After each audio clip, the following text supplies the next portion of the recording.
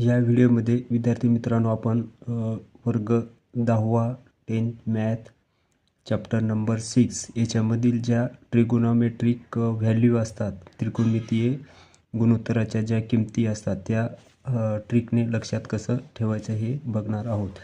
तर सर्वप्रथम आपण आता साइन थीटा, आता साइन थीटाचं बेस तर काय असते 1/1 कोसेक थीटा आणि कॉस थीटा बरोबर 1/सेक थीटा आणि टॅन थीटा इक्वल 1/कॉट थीटा। हे तीन गुणोत्तर आपल्याला लक्षात ठेवायचे आहे आणि त्याच्यानंतर साइनची किंमत लक्षात ठेवली की त्या साइनच्या किमतीवरून आपल्याला कॉस थीटाची किंमत काढता येईल आणि साइन आणि कॉसवरून आपल्याला टॅन आणि टॅनवरून कॉटचं काढता येईल। आता ह्या तीन गुणोत्तरे लक्षात ठेवा, हे आयडेंटिटीज आहेत, नित्य समानता। आता त्याच्यानंतर आपल्याला समजा साइन थीटा, आता साइन थीटा बरोबर 0 बरोबर काय आहे 0, 30 डिग्री 1/2, 45 1/2, 60 3/2 आणि 90 बरोबर 1। आता ही साइनची साइन 0, साइन 30, साइन 45, 60, 90 ह्या व्हॅल्यू आहेत। आता याच्यातून आपल्याला कॉस थीटा यांच्या किमती काढता येईल। कॉस थीटा म्हणजे आता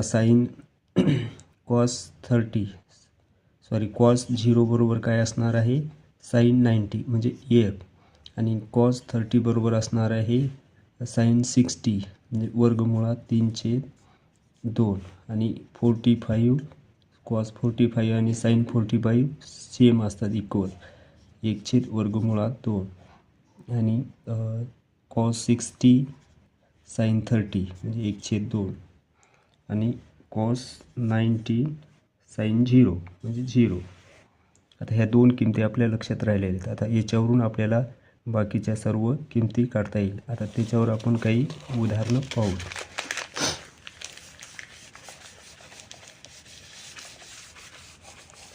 आता समजा आपल्याला विचारलेले आहे सेक थीटा, सेक 30 काढायचं आपल्याला। आता सेक 30 बरोबर काय होईल 1/कोसेक 30।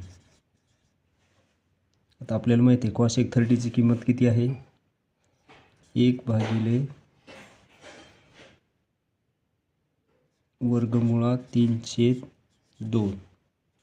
बरोबर 1 गुणिले केल्यावर हे 2 अंशात जाईल आणि हे छेदात येईल।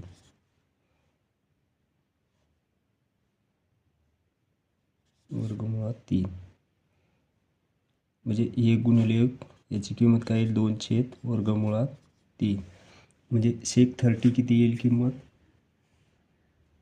सेक 30 2/3। आता त्याचप्रमाणे आपण दुसरी एखादी किंमत काढू। आता आपल्याला काढायचं आहे टॅन 90। आता टॅन 90, टॅनला आपण कसं लिहितो साइन 90 आणि कॉस 90। आता साइन 90 किती आहे 1 भागिले कॉस 90 0 म्हणजे 1/0। आता ज्यावेळेस डिनॉमिनेटरमध्ये 0 असेल त्यावेळेस त्या कोणत्याही गोष्टीची किंमत काढता येत नाही, म्हणजे टॅन 90 काय असणार आहे अनडिफाईन किंवा निश्चित करता येत नाही। आता दुसरं समजा कोणतंही एक उदाहरण सांगा, हे गुणोत्तर वापरून तुम्हाला सर्व व्हॅल्यू काढता येतील। आता आपल्याला काढायचं आहे कोशेक 60. तर यालाच आपल्याला कसं लिहिता येईल 1/sin 60. आता 1/sin 60 काय आहे वर्गमुळात 3/2. 1 गुणिले झाल्यावर वर 2 येईल वर्गमुळात 3. आता याची किंमत काय होईल 2/वर्गमुळात 3 कोसेक 60. कोसेक 60 बरोबर वर्गमुळात 2/3. तर आता दुसऱ्या टाईपनं आपल्याला आता समजा कोणतीही एक किंमत सांगा तुम्ही. आपल्याला काढायचं आहे सेक 10 कॉट 60 काढू आपण समजा कॉट 60. आता कॉट 60 बरोबर काय लिहिता येईल आपल्याला कॉस 60/sin 60.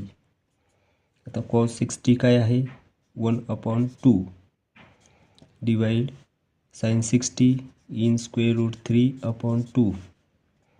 1/2 गुणिले हे 2 वर जाईल आणि वर्गमुळात 3 खाली आहे. हे 2 कॅन्सल 1/वर्गमुळात 3.